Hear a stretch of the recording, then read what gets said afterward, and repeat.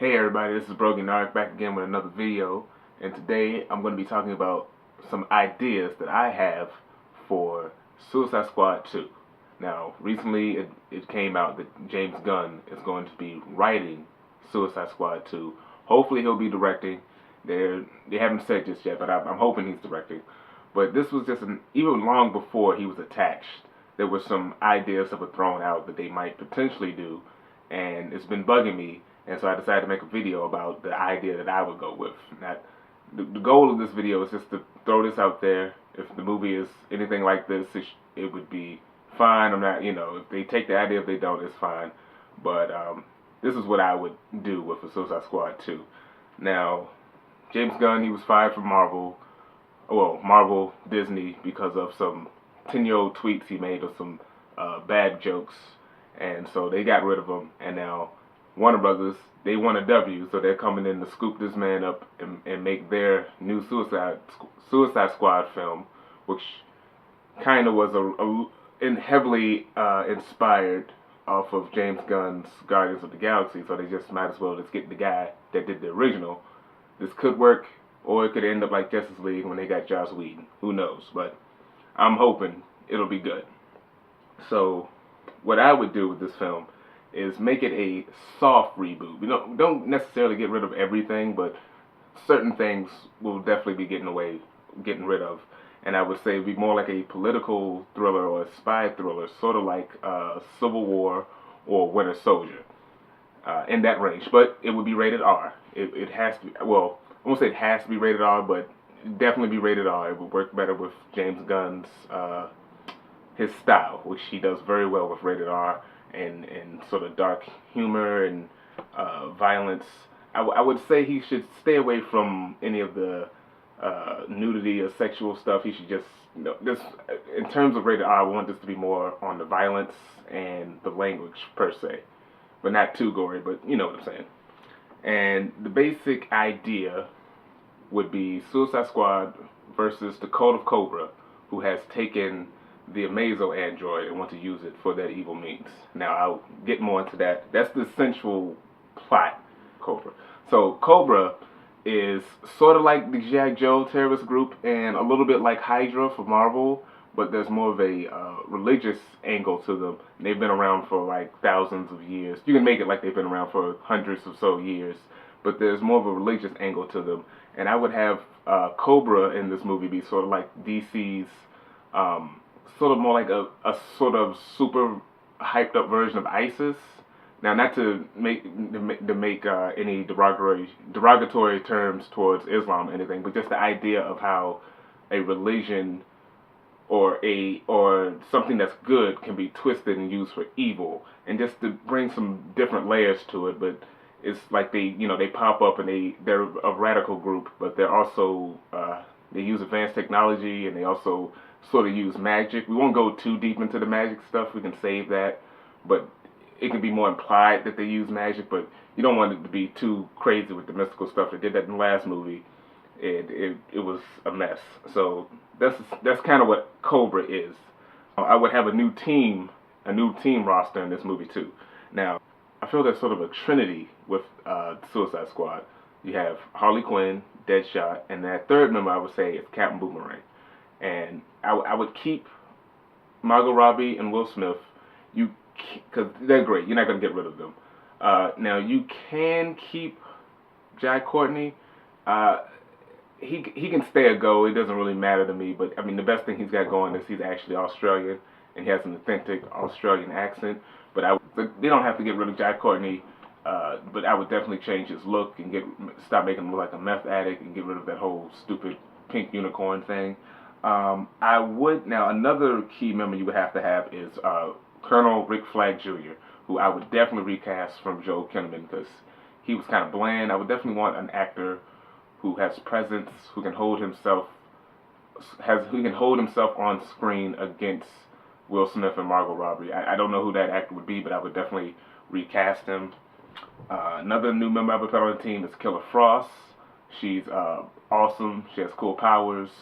And yeah, that's about really the main reasons why.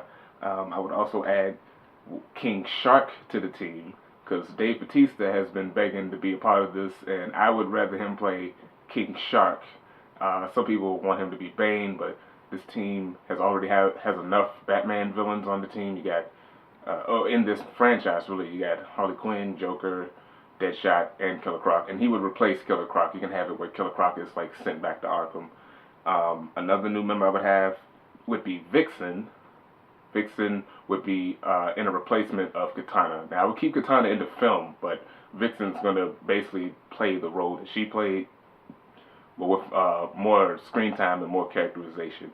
And then another new member I would have is Copperhead, and he will serve as he would serve more as like a red herring, and also because he has a cool look and cool powers with the whole snake thing. And so yeah, that would be my initial lineup for this film.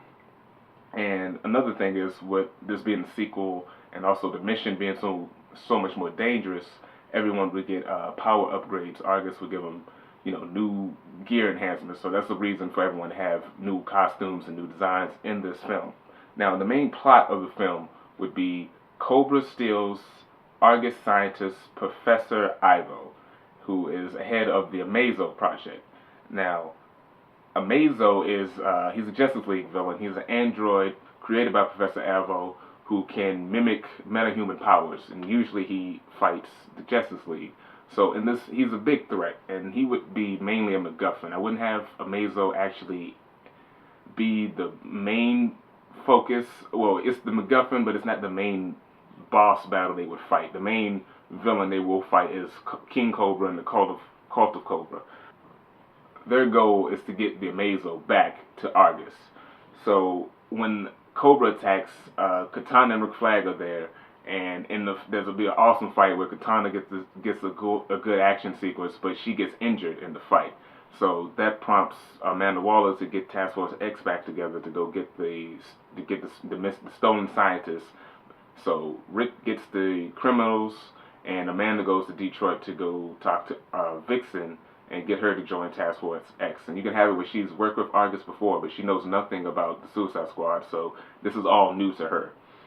The other reason why Vixen would work for this particular mission is because Amanda Waller has some special knowledge on the man who led the group that destroyed her village back in Africa. So that can be like her motivation for being her other motivation for being on the team, that if she helps them out, Amanda would give her the information to have to track down the people that destroyed her homeland.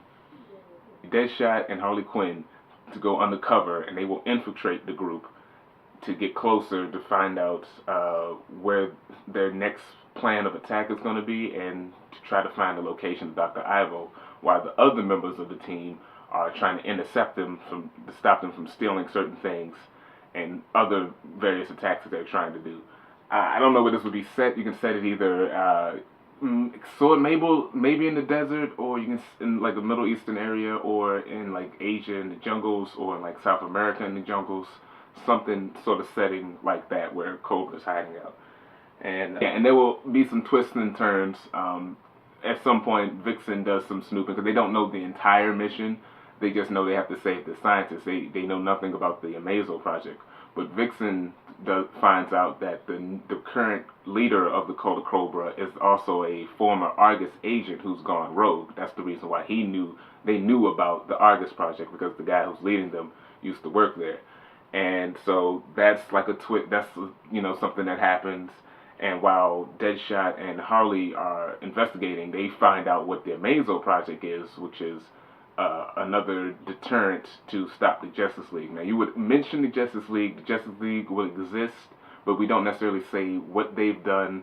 We might mention they stopped the alien invasion. You don't necessarily have to say it was Steppenwolf, but just in case you want to sort of reboot that movie as well. And while Harley and Deadshot are investigating, Deadshot is worried because Harley is getting sucked into this cult. She seems very susceptible to the cult, but it's actually that's the reason why she was chosen, is because she knows how to use her psychology skills to get into people's mind and get people to trust her.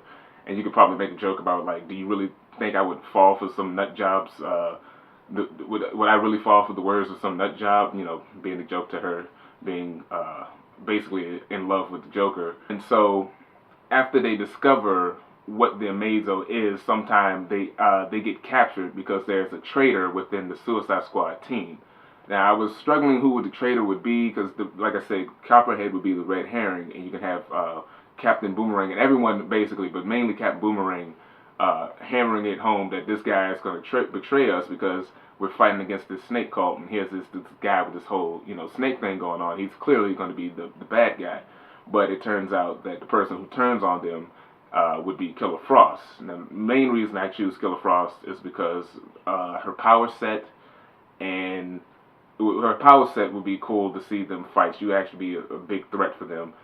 She doesn't have to be loyal to anyone, and that's another thing. No one is going to be overtly loyal to anyone, and it's easy for her motivation because Killer Frost, she just likes to kill. So those would be the reasons why I would pick Killer Frost to turn.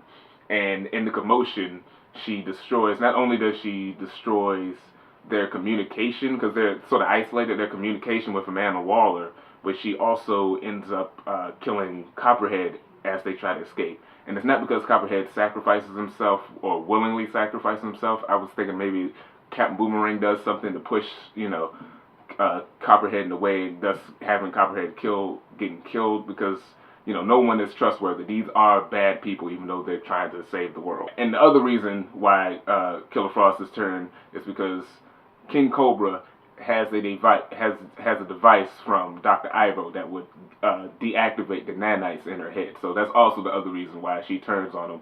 And now the team is isolated from Amanda, so she can't see what's going on. So she's worried about them as well. So the team is separated. Deadshot and Harley Quinn are being tortured by King Cobra, and Vixen has now kind of taken over the mission from Rick Flag, because Rick Flag's initial mission was to retrieve not only Professor Ivo, but also retrieve any work any progress he's made on the Amazo project. But once the team finds out what the heck the Amazo project is, they take it away from Rick, and they're like, we're going to destroy the machine.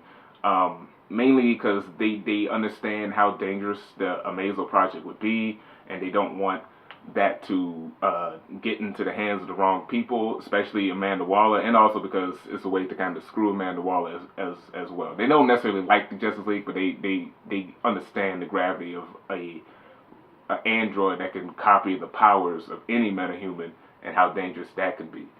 So at some point the team regroups.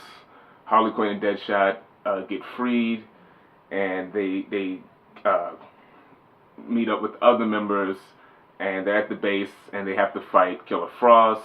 But before they get into the big fight, they get their gear on, so you can have Deadshot and Harley Quinn in their classic or their traditional uniforms, and they're having a fight. So the team regroups to fight the Cult of Cobra soldiers and Killer Frost. Rick Flag sneaks off so he can reestablish connection with Amanda Waller.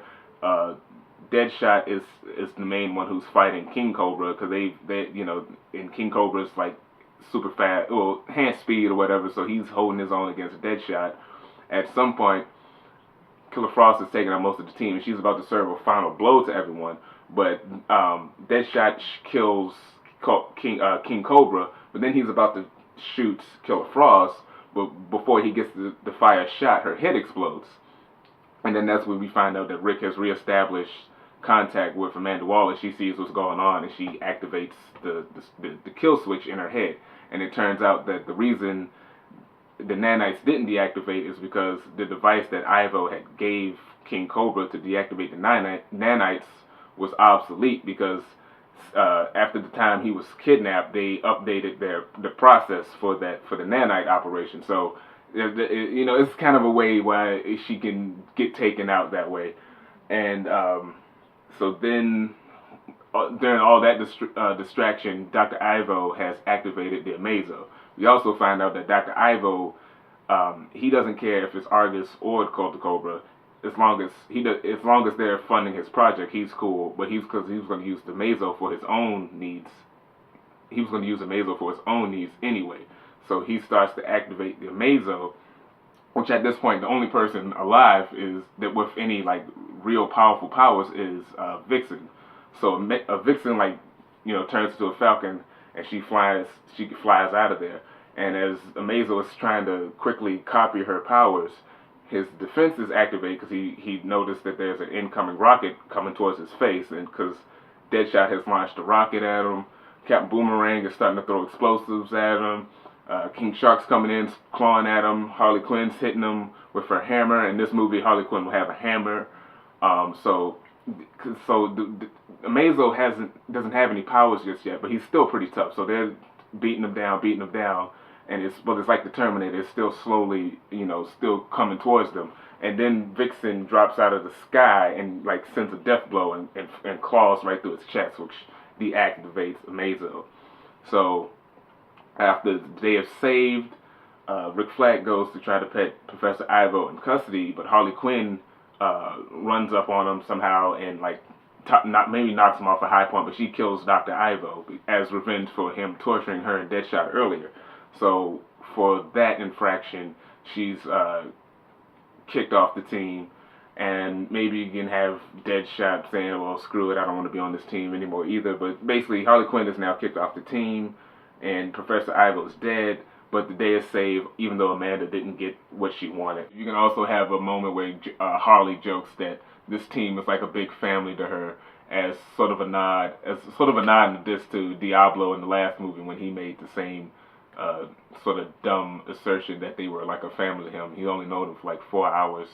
And it's also sort of a play on Guardians of the Galaxy when Groot said, "We are Groot," which they are a family, as opposed to the Suicide Squad, so it's just a bunch of nutcases petting a bad situation. So something, get some little humor in there as well. So everyone is going back to prison. Captain Boomerang is a little annoyed, maybe like he made a deal with Rick Flag. It's like, hey, if I help you out, I can get a earlier release on my sentence, but it doesn't work. And Vixen gets the information that she wanted. Harley Quinn's kick off the team, and that would be the end of the movie. Then you can do a post-credit scene where it turns out that Dr. Ivo didn't die. Right before Harley killed him, Rick slipped him with some drug that mimicked that he had died, because it was just an easier way to get his body out of the way, and also they don't have to have a trial for when they bring him back to America. His body is now at a black site, and Amanda wants to still use him even though she knows he can't be trusted. And then we can have like a little Easter egg line where it says that the Amazo project will continue, but she's going to add Dr. Tio Morrow to the project, which, if you don't know, Tio Morrow is the scientist who created Red Tornado. And if you watch Young Justice, he created the other robots, Red Volcano, Red Torpedo, and Red Inferno. So you can use that as a Easter egg and also potential storyline for another Justice League movie. Also, I would save Amazo for an actual Justice League movie where he can copy their powers and fully be a threat. But that's just a quick plot line that I have for a potential Suicide Squad 2 movie. And but hopefully, the goal of this video is James Gunn and Warner Brothers can make a movie that's either equal to or hopefully even greater than the little outline that I've come up with. But if you like this idea, let me know in the comments. If you enjoyed this video, like and share it, and check out other videos on this channel. But that's all I have for now. But thanks for watching. Peace.